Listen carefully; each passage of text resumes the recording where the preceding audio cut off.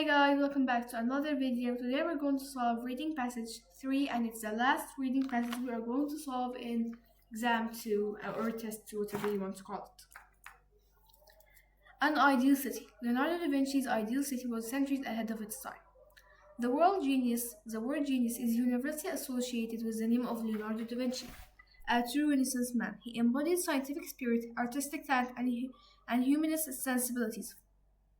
500 years have passed since Leonardo died in his home at Château de Cosluque outside Tours, France. Yet far from fading into insignificance, his thinking has carried down the centuries and still surprises today.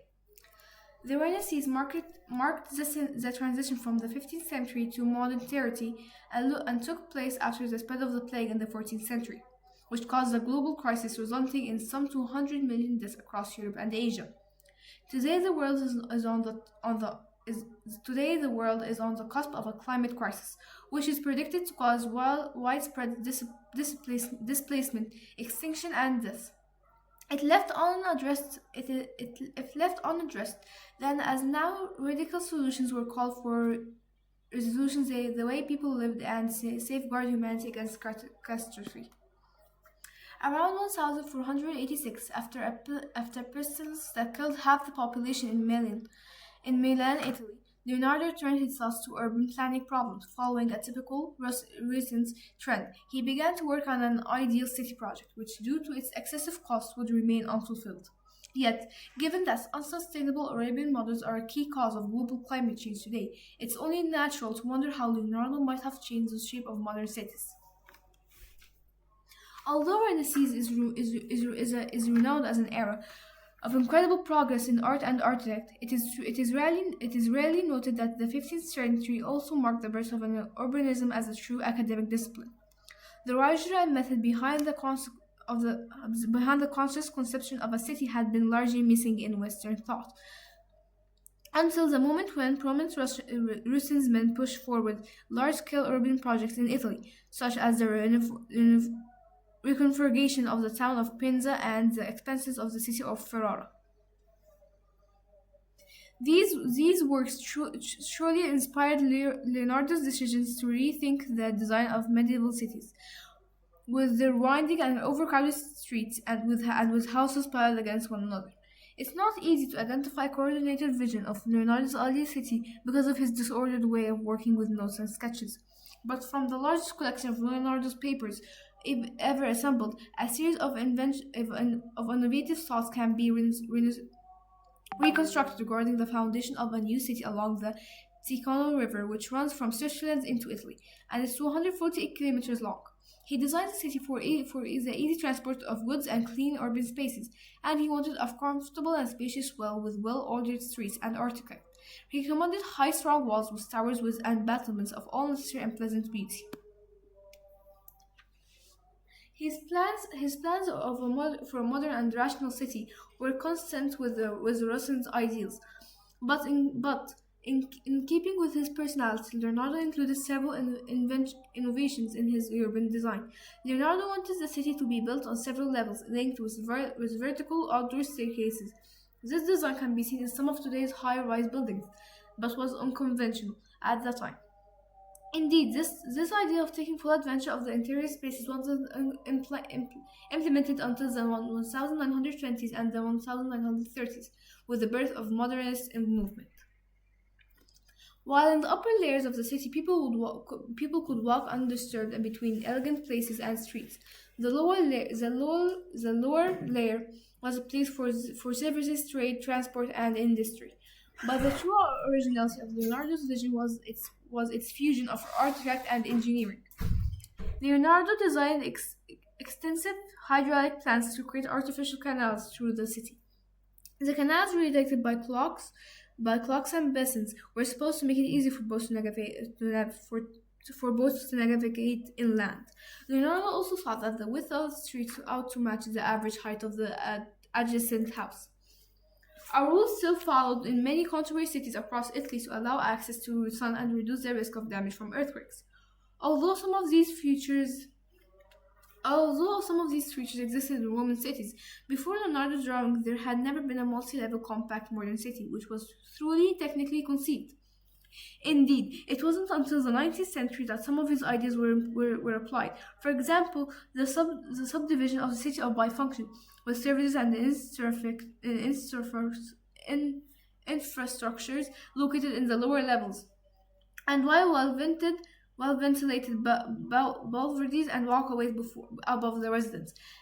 Is an idea that can be found in George Eugene Haussmann's renovation of Paris under Emperor Napoleon III between 1853 and 1870.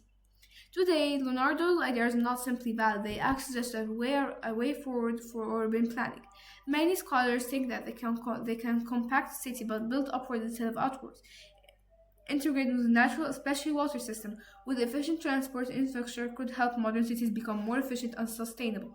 This is yet another reason why Leonardo was aligned so closely with modern urban planning and centuries ahead of his time. Okay, since now we read passage 3, we are going to answer the questions. First of all, we have questions 27 to 33. We're going to write true if the statement is correct. Not given if the statement was not told, and false if the statement is incorrect. 27.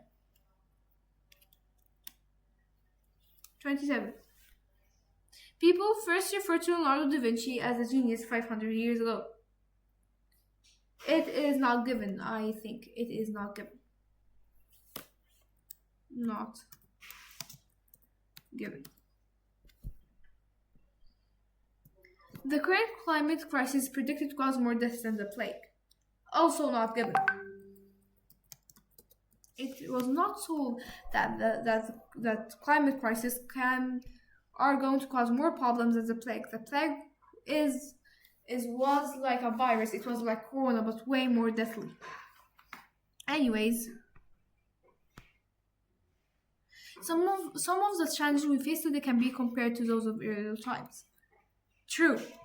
Examples are, I have no idea of the example, but it's true.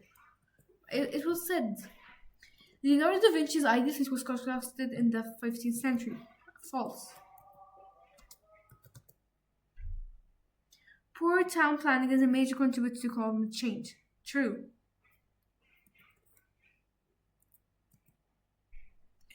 In Renaissance time, local people fought against the changes to Piazzetta and Ferrari. Not sold, or not given. Not given. Not given. Leonardo da Vinci kept a neat, organized record of his designs. False. Now we answer questions 27 to 33. Let's continue. Questions 34 to 40. A collection of Leonardo da Vinci's paperwork reveals his design of a new city besides the Tonio Correro. This was to provide better transport for trade. For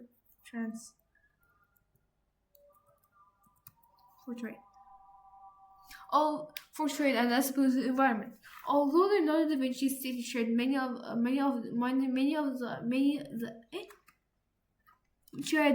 the ideals of his time, some of his inventions were considered unconventional in their design. They include features that can be seen in some tourist blocks today, such as staircases. Staircases. You know those staircases that somehow are outside the window? Yeah, Leonardo da Vinci thought about those so he can plan it better. He thought about making levels to the city, so he thought about adding stairs. But now we add them next to our windows because somehow fire escape something? I don't know. I think it's safety precautions or something. Leonardo da Vinci wasn't only an architect, his expertise in artwork. Artwork? Yeah, artwork.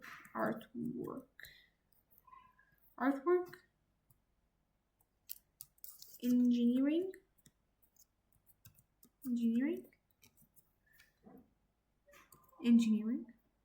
Yeah, I have to add my touch. In engineering was evident in his plans for artificial canals, within his ideal city. He also believed that the height of houses should relate to the width of streets in case earthquakes occurred.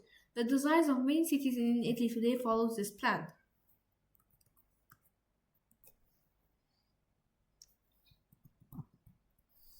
Plan, plan, plan. Yeah, not plain.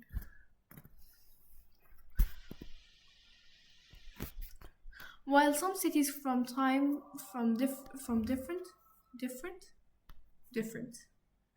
No, I don't think it's different. Roman types of assets can also be found in Leonardo's design.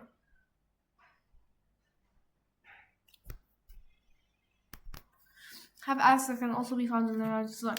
His ideas weren't put into practice until long after his death. Paris is one example of the cities that was redesigned in the 19th century. Yeah, the Eiffel Tower. Paris, the city of love, which is not true. There's nothing called city of love. Love can be anywhere. As one example, but I really do want to see the Eiffel Tower and its lights at midnight. I think it's lights at midnight.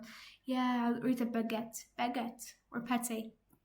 Anyways, it's one example that was redesigned in the 19th century the way that Leonardo had envisioned. I think envisioned is way easier. His ideas are also relevant in today's world. Building outward no longer seems to be the best approach. Outward. Yeah, everything is built upward, not upward, not outward, not upward. Yeah, everything is built upwards, up, not outwards. So let's check our answers with our answer sheet. People first referred to Leonardo da Vinci as genius years ago. Not given. True. The current climate crisis is predicted to cause more death than the plague. Not given, which is true. Oh my god.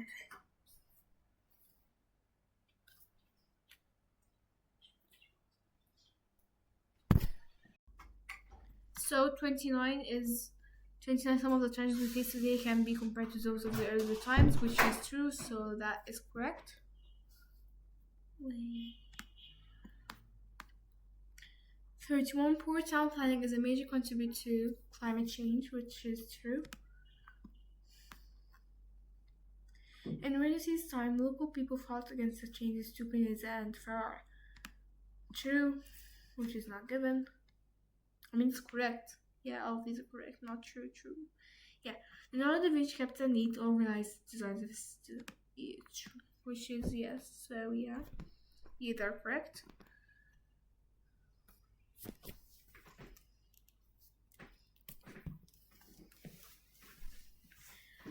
$34 is transport, which is correct. No, wait.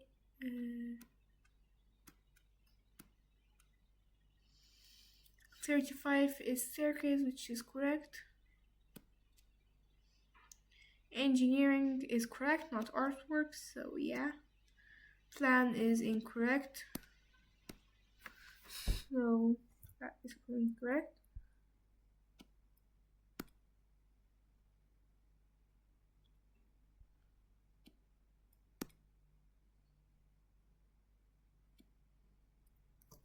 The right answer should be rule. No, wait. Yeah, rule. We just.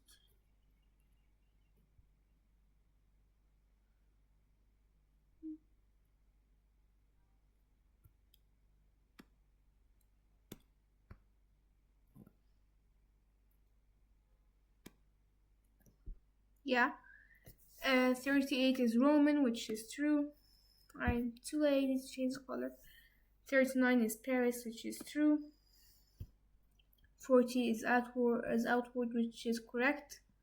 Keep saying true, but it's just correct.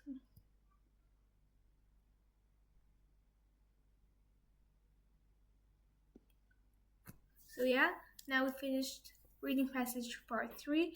Hope you guys enjoyed this video. Don't forget to share, like, and subscribe, and help me reach my goal, which is any number of subscribers. Don't forget to share, like, and subscribe, and don't forget to hit the bell button so you don't miss any more videos from Teach and Tinker. Bye guys!